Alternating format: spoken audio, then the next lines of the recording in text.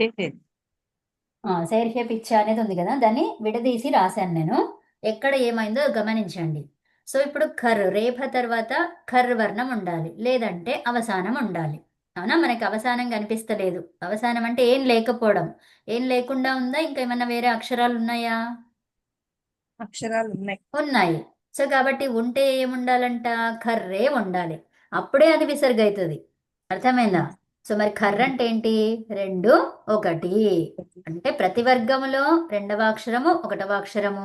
తర్వాత రేఫ కనిపిస్తుంది, ర్ అంటే ఏంటి? ష, ష, స, ష, ష, సర్. అవునా? అర్థమైందా? ఉమ్? ఏంటండి? ఇది కొంచెం బుర్రకెక్కలేదు మేడం. కర్వర్ణాలు ఏంటివి? రెండు ఒకటి అంటే ప్రతి వర్గంలో అది అర్థమైంది. ఆ, కర్వర్ణాలు అర్థం. అంతే మరి. శశ సర్రే అది ఖర్ర అంటేనే ఇవి. ఇవి ఐదు. ఆ, ఐదింటిలో నుంచి రెండు అక్షరాలు 10. తర్వాత ష, ష, స అంతవరకు కర్వర్ణాలు. అంటే 13. 13. 13 అక్షరాలు కర్వర్ణాలు. ఓకే. మరి మనకేముంది? కర్వర్ణం ఉందా? రేప తర్వాత రేప తర్వాత ఏముంది మనకు? హా ఉంది. మరి హా ఇప్పుడు మన లిస్టులో ఉందా? లేదు. లేదు. లేదు, అంటే అది ఆస్తి. కర్రు కాదు. కర్రు కాదు కాబట్టి రేపు ఎలా ఉంటుంది? అలాగే ఉంటది. అందుకని అది పైకి వచ్చింది. ఇక్కడ వచ్చింది ఒత్తులాగా రాస్తే ఏమైంది? అది పైకి వచ్చింది.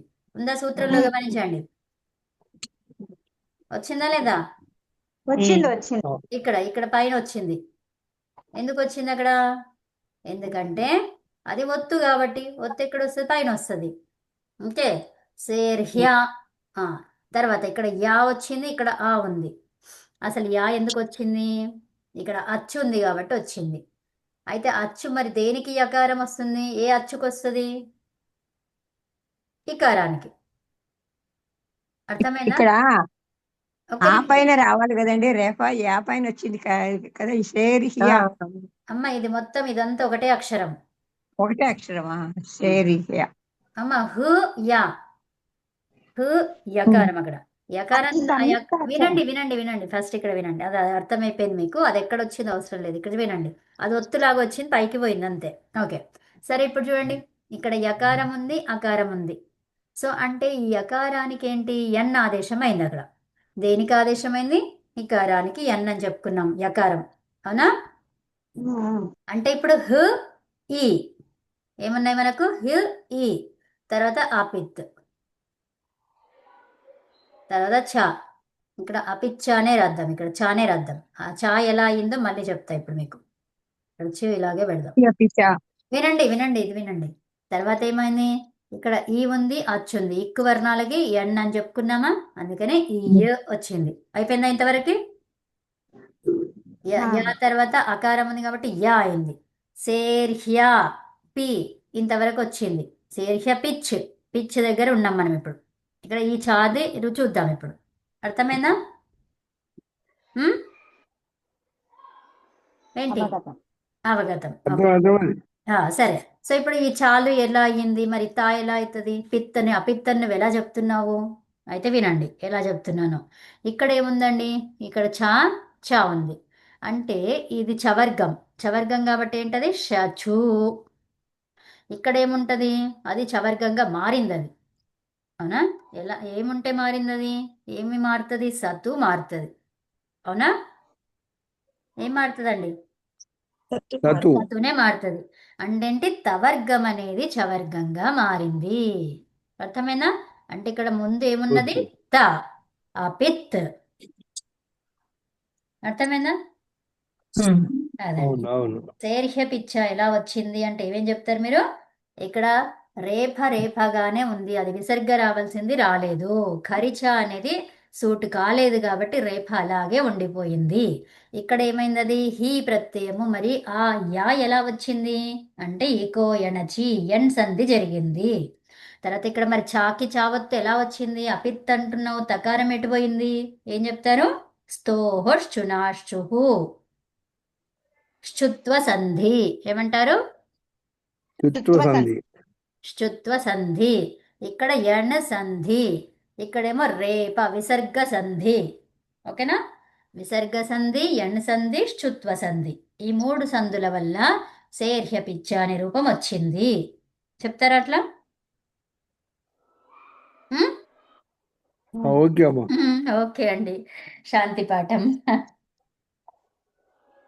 అంటే ఓం సర్వే భవంతు సుఖినః సర్వే సంతు నిరామయాః సర్వే భద్రాణి పశ్యంతు మా కశ్చిద్ దుఃఖభాగ్ భవేత్. ఓం శాంతి శాంతి శాంతి. ఓ శ్రీభ్యో నమః. నమస్తే అండి. అందరూ నమస్కారం. నమస్తే అమ్మా, సో ధన్యవాదాలు. ఇక్కడ ఏమంటున్నారో తెలుసా? ఇప్పుడు మనం విడిగా తీసుకున్నాం. ఇక్కడ ఇది ఇంకేవి లేవు మన దగ్గర. సేహే. సేహే అంటే ఏంటి?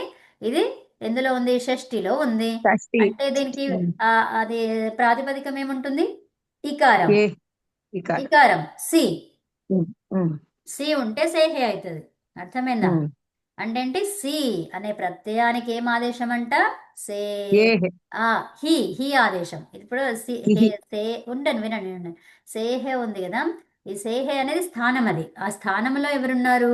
సి ఉంది. ఆ సికి మరి ఆదేశం ఏంటి? హి. చెప్పుకున్నాగా, ఈ, హి. ఈ. మరి ఆ వచ్చిన ఆదేశం ఏంటంట? ఆ పిత్. అర్థమైందా? ఉమ్, ఇక్కడ ఇది సిప్ అనేది పిత్ కదా. ఉమ్, మనం పిత్ అనే అనుకుంటాము.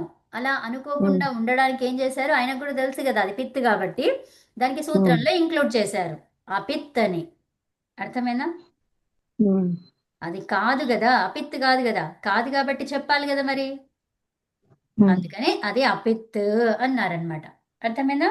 అంటే అపిత్ ఉమ్. అయిపోయింది అది. అంటే ఇప్పుడు పిత్తులు ఎన్ని అయినాయి? 2 అయినాయి. పిత్తులు 2. ఆ పిత్తులు ఎన్ని?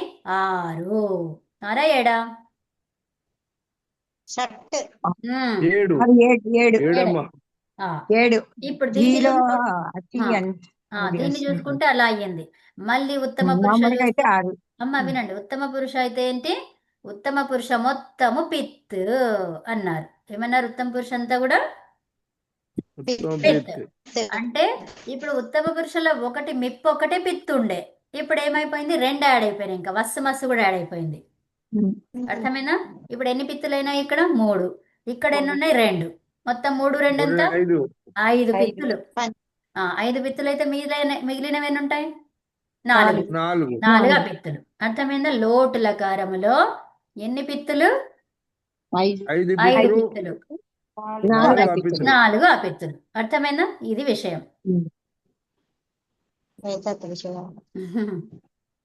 ఓకే, అమ్మా, అలాది అజాదేవి రాసుకోవద్దా? రాయిస్తా రేపు రాయిస్తా. ఓకే, బాగుంది వాళ్ళ క్లాస్ అమ్మా. అదే. మరి రేపు నేను కొంచెం వివాహానికి పోతున్నమ్మా, వేరే ఊరికి వెళ్తున్నా. అవునా? అది వచ్చాక రాసుకుంటా. వచ్చాక ఓకే. చెప్ ధన్యవాదాలు.